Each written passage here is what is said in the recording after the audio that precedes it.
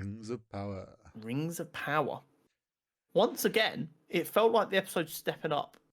This definitely, like, obviously, for those that watched our episode last week, knew that I had some.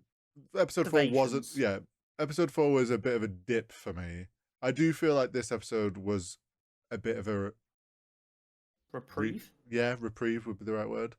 There is some little things that kind of I have my gripes with, which I always do. But I do give them a lot of leeway, stepping away from the books. I understand that they are writing a new version of the story. Mm-hmm. But overall, I would say it was a good episode. I enjoyed it. It was nice to be back with the dwarves and the elves and everything going on with the rings.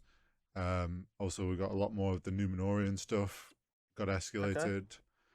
Okay. So what were some of the bits that you found a little bit not quite right for your liking? So, one which I'm like, it's on the edge of being an issue because I don't know what it is yet. And it's in regards to, like, when Disa discovers there's something evil below the mountain. It's the Balrog. I'm hoping it... Logically, and the most obvious thing is it's them hinting at the Balrog. Do you think they've hidden another monster between the Balrog and the dwarves? There is that another... would be a brilliant bait and twist. Well, there is another monster in Khazad-dûm that we know of. The tentacle creature that guards the doors of Durin in the lake. That originally was in a deep lake under the mountain. I think it'd be cool if that is what is awakening. Well, because got the doors of Durin.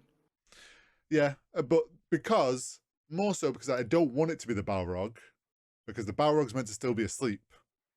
But I think you're right. It could be this tentacle monster. It could be, and I think that's that would why be we cool. also got the doors reveal, and they're gonna like put them together to build their security system. Well, they don't purposefully let the thing out to the door, but I think that would be a cool way to look at it. I don't think Amazon is not smart, considering they already teased the Balrog at the end of season 1. I do think this is them, and the whole talk of we've got to dig deeper, which is what awakens the Balrog in the books. I'm like, I'm okay with the Balrog, and I know that they're going to obviously lead up to that, and it makes sense. But I said at the end of season 1, can they just chill? There's things that I'm okay with them, like, squishing together timeline-wise. The Balrog's, like, way down the line. You're bringing it a bit too soon. But when in relation to the dwarves getting the rings is the Balrog? Well, if you think to, like, Lord of the Rings, when they get to the Mines of Moria, Gimli's surprised that it's all derelict and gone wrong. So I don't know the exact timelines of when it's meant to, like, the downfall of Khazad-dûm, but it's obviously still way in the future. Got ya. So it's like the fall of Khazad-dûm, based on that, should be like closer to Lord of the Rings than like the acknowledgement of the hobbits fucking existing and not being Harfoots. Okay, got ya. So I'm like, I get that they're trying to tie in the dwarves are going to start digging deeper. Obviously, everyone knows the Balrog's going to come eventually. I just worry that they're like leaning on that too much. Like, we know it's there. You've teased that it's there. I think it's a better story thing to just kind of let it be, rather than constantly. It's almost like they're being like, don't forget there's a scary creature under the mountain. But we all know there's a scary creature under the mountain. You don't need to remind us. It's like they've already storyboarded the key art for the downfall, and they're like, it looks so cool, I just want to press the button. Yeah.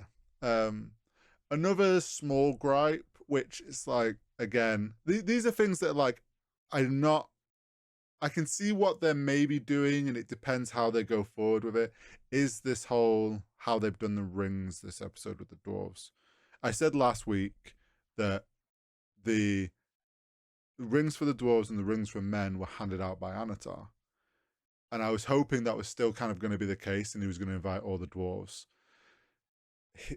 They've given it to Durin, and I get why. Like, I get the way this story's going because they have provided the mithril.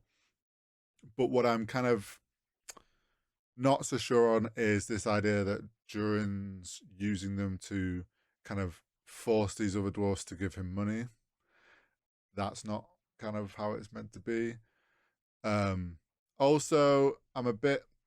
There's some theories as to how this could correct itself, but the Dwarf Rings aren't meant to make them crazy and like start to go a bit cuckoo. The whole point of the power rings supposed to be that at the minute they're just supposed to be crazy powerful so that everyone loves them, and then they only become a problem once Sauron has the One Ring. Correct. Also, the dwarves are known. They're written said to be they were resistant to the corruption of Sauron. So like also, they didn't. Maybe just Durin's a dick.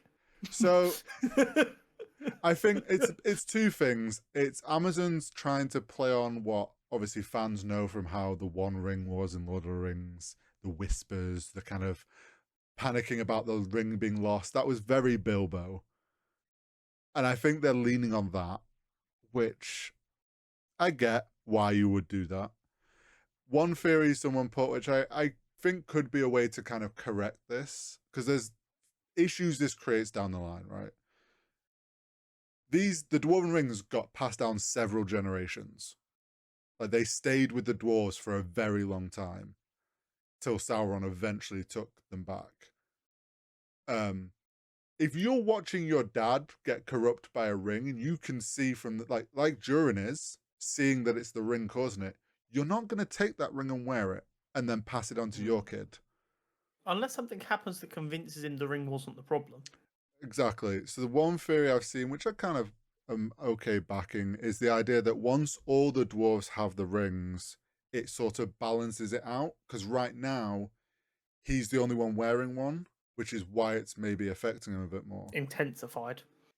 Which I can get behind. And if it's like they all get them and then suddenly he's kind of a bit more back to himself, that would quell any concern Prince Durin has. Also, the door. I was really excited for the opportunity of getting to see the door being made. Mm-hmm. I wonder if they cut some of it, because it's like we got shown the door. The dwarves were there at Eregion and they were celebrating this coming together, though they didn't mix, which I thought was funny. Which is 100% because they didn't want to have to deal with the VFX of mixed height people. You could very clearly all real height people, but trying to make them. If you notice, even like it's almost a seam. Well, yeah, and then you've got the elves. You had I forget what the dwarf was called that helped make it. Then you had Kellen Brimbor. Then you had the collection of dwarves, and there was always a gap. And you're like, okay, you've just made it easy for yourself to like make the dwarves smaller. I get it. It's a TV. Like you've got to be smart with it. But I would have liked to have seen more in that creation process, because I was like, I said last week, we're going to have a cool opportunity. The doors of Durin are going to be made. They've nailed the look of them. Other than this is where I think they've cut some out, because someone noticed something. So like they reveal them, and then the dwarf, I'm forgetting his name, he's like, we've made these together. They're only going to be visible in moonlight. And when I'm like, yeah, but I can see it quite clearly now. So, if you're trying to sell that this is a hidden door, but we can all clearly see the markings? Well, it's because it's not turned on right now. So they've not wired it up to the mains yet. So that's not how it works.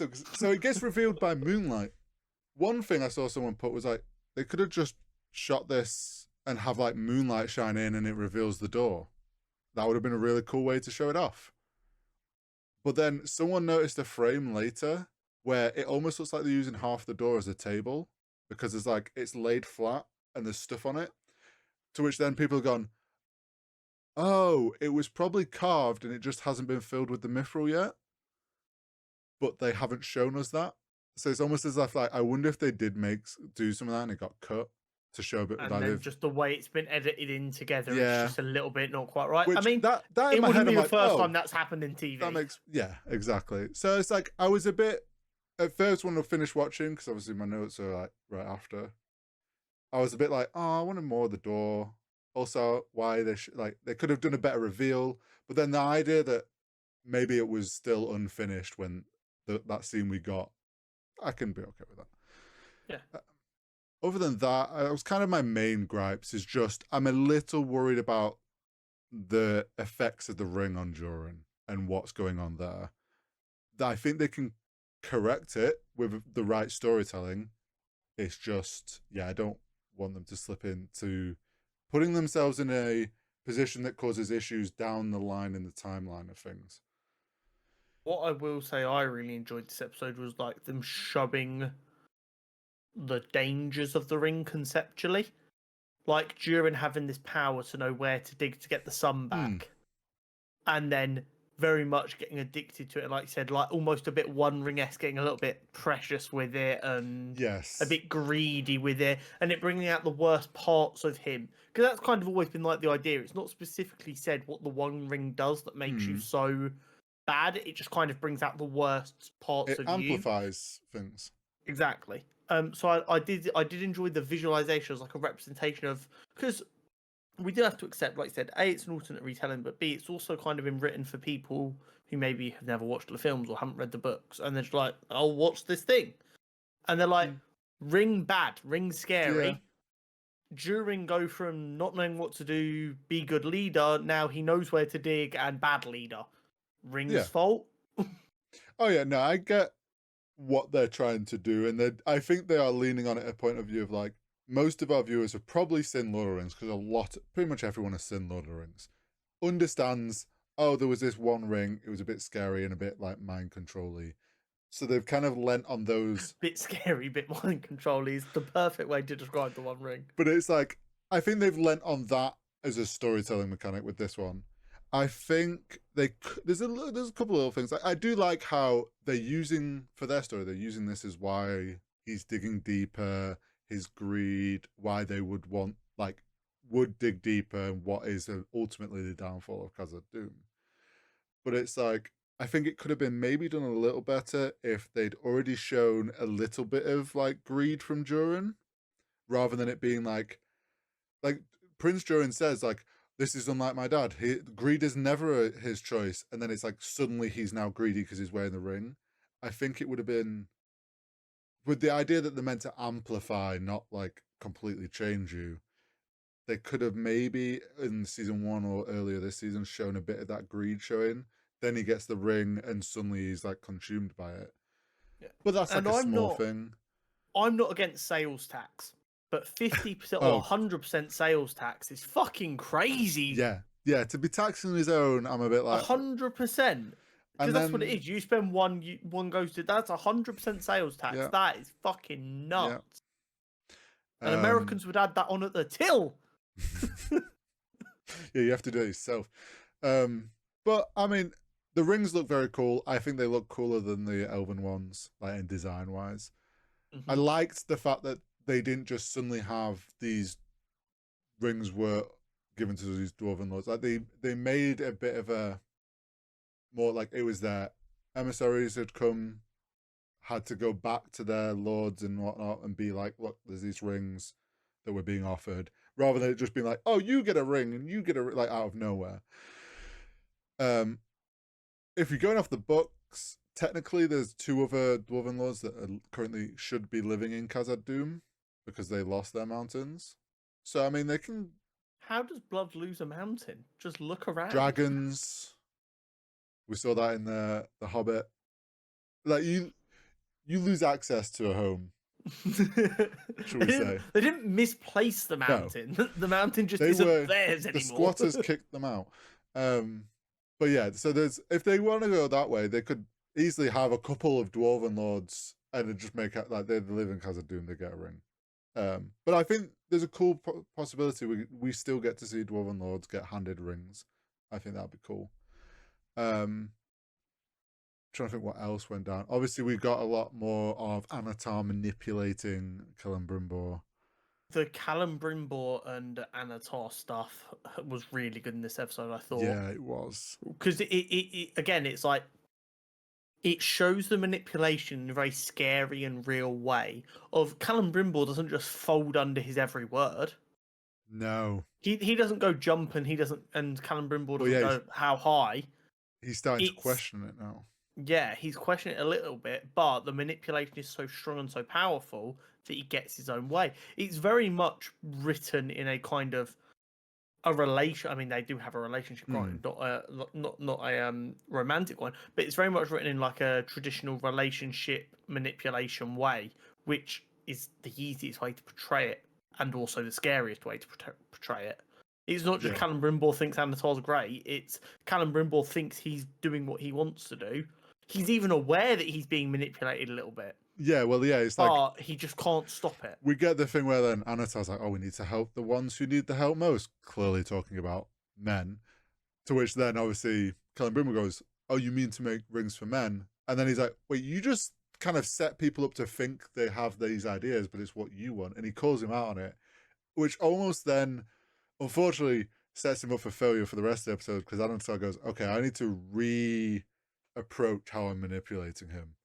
And he completely changes his direction to be like, when the rings, like during Prince Durin's coming to Kellen Brimbo, being like, my dad, something's wrong with the ring. How much do you know about this Anatar guy? Because I don't trust him. Do you actually know enough? Mm-hmm. And which is setting these seeds of doubt, to which then Anatar flips it again, or Sauron goes, oh, well, we made these rings under deceit because you lied. You lied to Gil-galad. And then he's like, he flips it, like the suspicion away from him and puts it back onto himself. Oh yeah, it goes to much more traditional and devious manipulation, bordering on just straight up blackmail. Yeah. But I also liked, because so far they've kind of made the rings be this like sort of science of mixing metals when they're meant to be magic rings. The idea that it's like their feelings and stuff are affecting the rings as well helps add the fact that these are a magical item they're making. And you're like, oh yeah, I this mean, would make sense. I feel like it's not too bad that it's a little bit scientific, because like elves have been around for so long, they would treat magic a bit like science. Yeah. Oh yeah, Um, it doesn't so bother me. like I think they're getting the balance just right, but Hmm. like I said, putting a bit more emphasis on how they're feeling while doing it might be affecting it is a really good way of going. Yes, it's science to them, but it's still not science as you and I think. So No, it's yeah, not it's pipettes and shit. magical. It's Yeah. controlling a situation. Um, But yeah, really, really cool though. I And I am like enjoying the that. little like tease of like what the One Ring, because that wasn't the One Ring that made her invisible, No. because they said they were just working on a new So mold. yeah, they're trying to show like the process, that the trial and error of making a magical item, which obviously went down. But it's like it is kind of hard to show that because like magical items don't exist. So it's like, how do you That's get that across? that's a really cool way to if you want to do something like that in D&D and you had an idea of like a very important magical item at the end, have like a slightly B-Tech one that's a little bit on the fritz earlier in the Mm. story, and then later on people will be like, oh, we could have learned so much from that one, but it didn't work, so we traded it for 5 gold pieces. Well, there is items which have like awakened states in D&D. So same idea. But yeah, so what that the elf smith she saw, she talks about like she was in this place of mist and shadow, which is what we know we've seen from like in the Lord of the Rings films where Frodo, when he wears the ring, it's Yes, obviously trying to lean on that as a point of reference for fans, which I'm okay with, whether that's like how that the world between is meant to be depicted. That's beside the point. I'm okay with it. I like that she's like, she says, oh, there was this person in flame and standing tall. So the way the world between, it's meant to be almost like a mirror world. So it mirrors okay, exactly where you are in the world. So actually what she was seeing was Anatar in his true Sauron form. oh yeah, But then when she's obviously out of it and Anatar's talking to her, he says she saw Cullen Brimbor and flips and sets like that seed of doubt in her and starts manipulating her as well. So there's this distrust of Cullen Brimbor. He's so like he's just playing every angle possible to get what he wants. But yeah, that idea that playing with a ring, you get some different effects that aren't necessarily what you want and what are meant to happen. I'm sure they'll patch that out in 1.0. It's really curious to know though, like in their version of this story, if Sauron was just kind of fucking about a little bit and then saw that effect and was like, "Oh, I like that. We'll use that later," or if that was already his idea and he was working towards that and it just wasn't quite ready yet.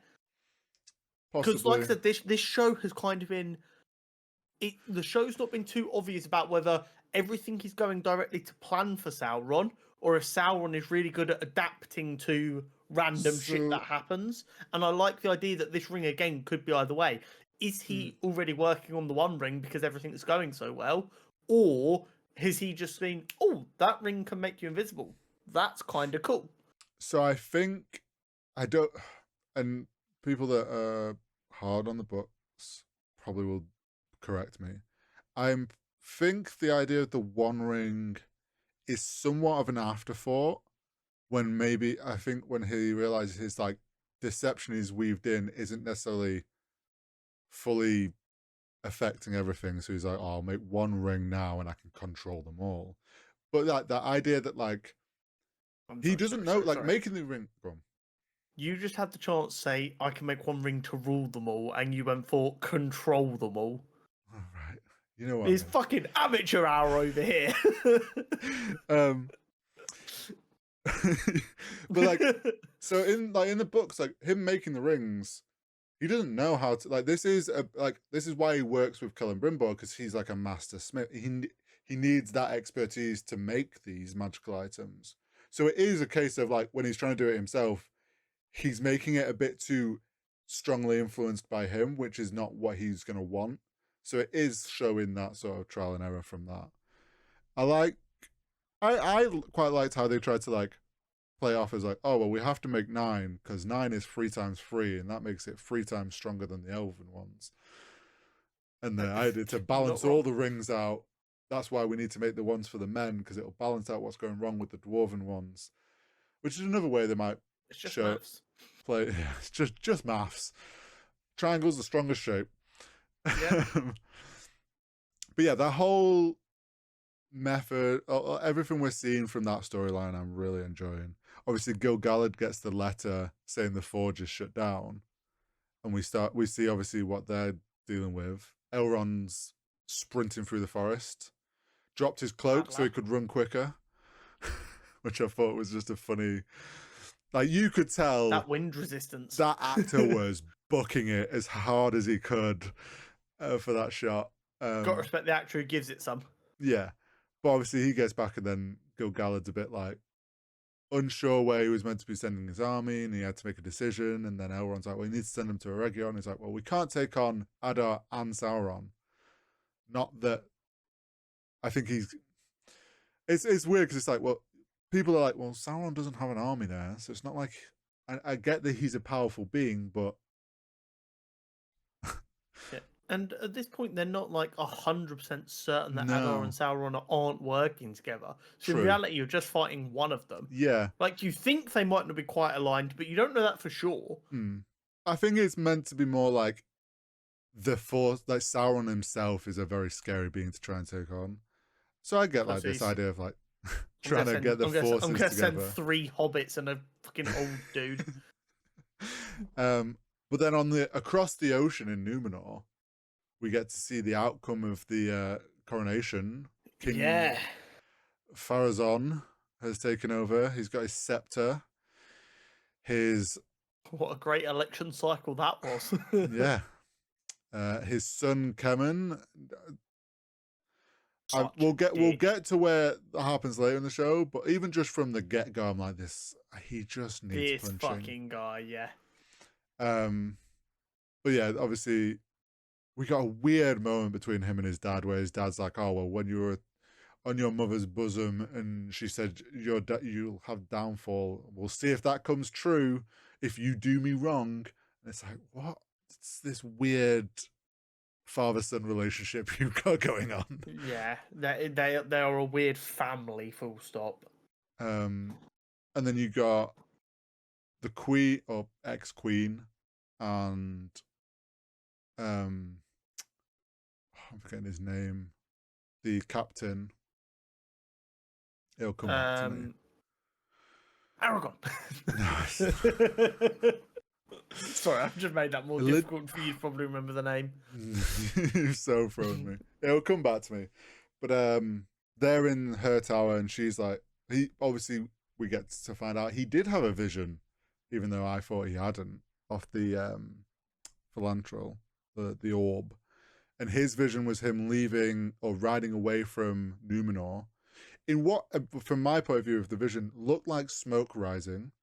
So I think that is obviously like conflict is kicked off. He's escaping is his vision, um, which kind of lines up with the books because he does when things get bad at Numenor between the Kingsmen and the like loyalists, not the right word, the faithful to like the elves and stuff. There is a conflict that happens there, and he does end up leaving Numenor and goes to Elendil. Elendil. That's it. And she tells him, "Oh, that." She's like, "Oh, that's a different vision to what I got. So this means we've done the right thing." Don't think that's how that works. Yeah. Little does she know what we know, which is it all goes wrong anyway. So she's And like, she like, there tells is him a real that's chance that she's kind of been influenced by that to make the decision that yeah. caused it to go wrong. It's always so funny when you see these decisions because like, I see why you think that's what you need to do, but ironically, You that might have played creates the thing you're into scared of. yeah. It's playing you into the plan that's going on. All yeah. Um. So she tells him not to like cause issues, just let things play out because that's meant to be the right thing. We find out that anyone that was in the Sea Guard are being stripped of their rank, Yeah, anyone which who's seen as still being loyal to the old to the queen. Queen, yeah. And you get freaking Kemen smirking in the corner like a little rat. Then Elendil's daughter, who is also a rat, comes out and she's like, well, you were all going to get executed, but I made them change. I made this happen instead because I've gone to the evil side. Why won't you? Why are you angry with me, Dad? uh, she gets. She's dead to me. She Yeah, chose the wrong side. the family is very. Well, I'm really curious what happens when she finds out Isildur's not dead. Does she regret her decisions? Or will she only regret them if Isildur's like, you fucking moron, why would you do that? I think they're gonna make it so I think her character will end up regretting her decision because things are gonna go like way too wrong the other way, and she's gonna Congratulations, realize, you let a fascist be in charge. Are you ready to yeah. live with your decisions? But we got. I thought it was quite a cool moment when Elendil hands his sword in, and then the younger lad, Valin, not Valindil, Valindir?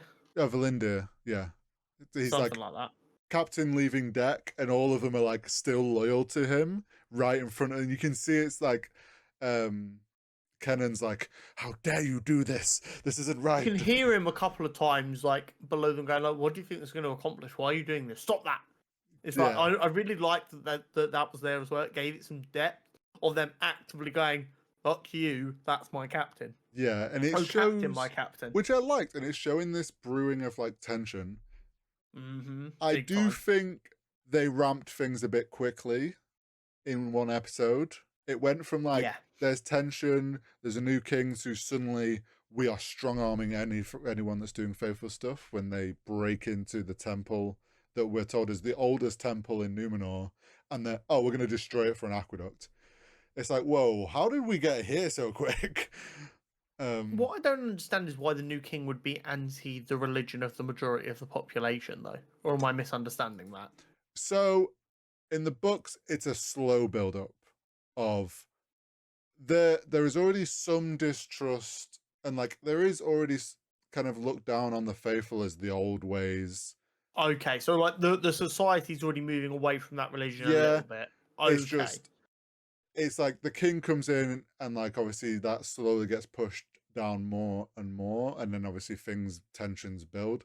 They've just ramped this like really quick in one episode, which I would have liked it to be a bit of a more gradual build up. Like I get they've got to speed it up, but like it did feel a bit like it went It could from have waited an episode.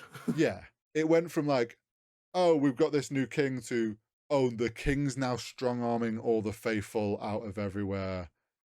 Whoa. But then we get Kennen finally gets sucker punched in the face. So And deserved. it felt good. I didn't even get to Oh, throw the punch, but it felt good. oh, it felt good. To which then he does exactly what I thought he was going to do. He makes the guards hold Elendil because, oh, he can't do it himself. He wouldn't be able to punch him, Valindel. Valindil. He wouldn't be able to punch him himself. And then he does a really creepy thing where he like holds his chin Yeah. before he's about to punch and gets stopped. And then the has the little scuffle with the younger lads. To You should which have killed him. when he broke his arm, I was like, fuck yeah. That was a really nasty sound effect for it as well. Yeah. The Foley artist went hard I on was that. like, so deserved. And when he was gonna, I was like, oh, just kill him. Go on. But knowing that like Valindal's like, stop, I'm like, in obviously I'm like, I know you can't, but I want you to. To then he gets fucking Ignore the stabbed. script. He gets stabbed in like when I tell you my jaw dropped when he got stabbed in the back, I was just like, no, this isn't fair. This can't happen. What I will say is that it's funny when we're watching all these other places kind of descend into chaos because of Sauron's doing. Mm. And then you look at Numenor, Sauron doesn't really give a fuck about them at the minute, and they're just crumbling themselves.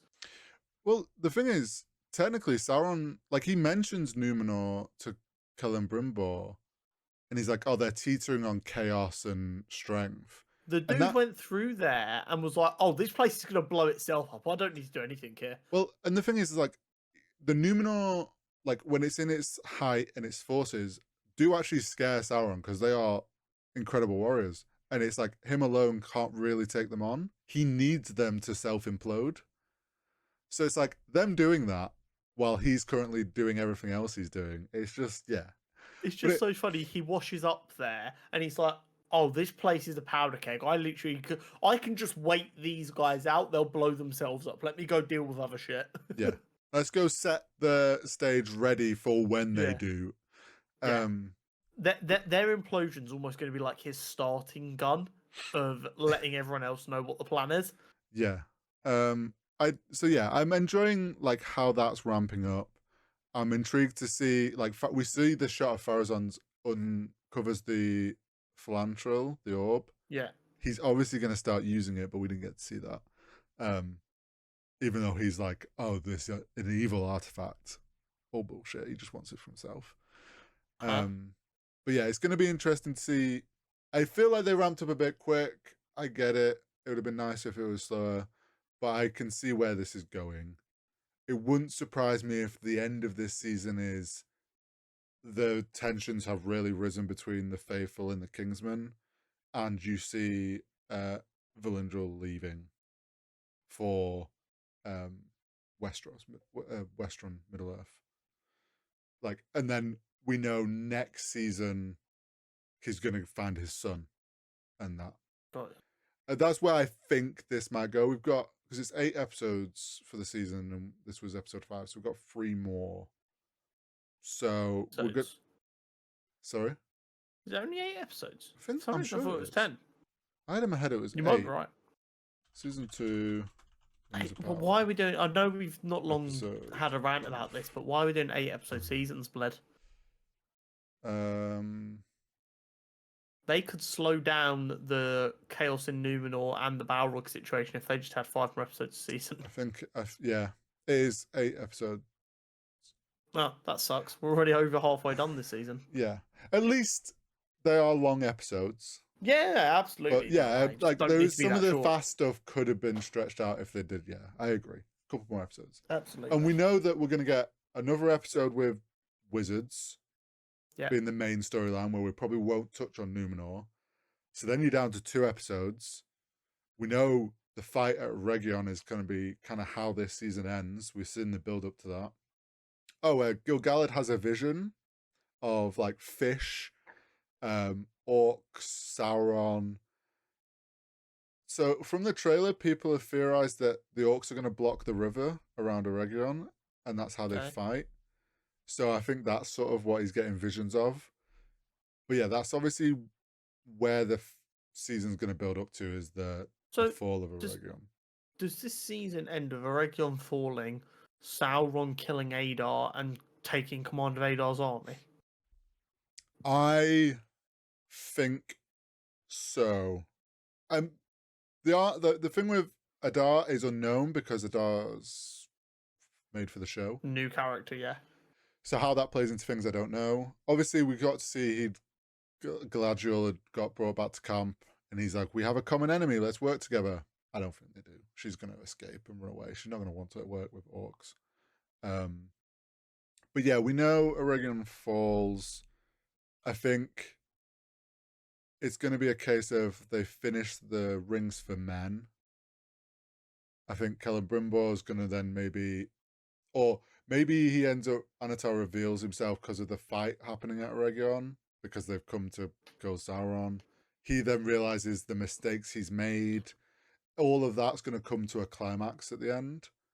And obviously the rings are then going to get handed out to the men, which I would actually quite like if this ends with like Eregion falls and Sauron takes the rings for men to give out himself, and we still get that kind of idea of Sauron handing out the rings, so that helps with the influence. Because I don't see how in 3 episodes they're going to go find 9 men that are worthy of the rings. This is Bill. This is other Bill. That's John. Oh, that was a fun. I don't know the lore behind these names, but when Celebrimbor mentioned, or when they mentioned there was good men to the elves, and they name drop a few, they're like in the books very known characters that were Awesome. either married to elves or did great things. Fair enough. But yeah, this episode was much better. Also, though, it kind of adds my like concern from last week where I said the Hobbit and Wizard story feels like a side story. Thinking we only have 3 episodes left, like we're gonna get what, one more of them. They're still not really gonna get tied into what's going on, which is like why I'm still a bit like, eh. Yeah. But also worries me that we're not gonna find. They're still not gonna name who these wizards are. Thinking about it, Yeah. which if It we gives go them more time for them to realize that people want them to be the Blue Wizards. if we go 2 seasons and season 3 they name them as Gandalf and Saruman, I'm gonna be annoyed. Yeah, that's valid. But yeah, it was overall good episode, and I'm still enjoying the show. There is always the chance that when the two wizards meet, that meeting of power allows them to remember their names, Possibly. which would kind of make sense based on like the discussion around names having power and such. Yeah, it would. It would Yeah, make sense that it takes a being of similar power to unlock your name. yeah. DLC, killing the storytelling.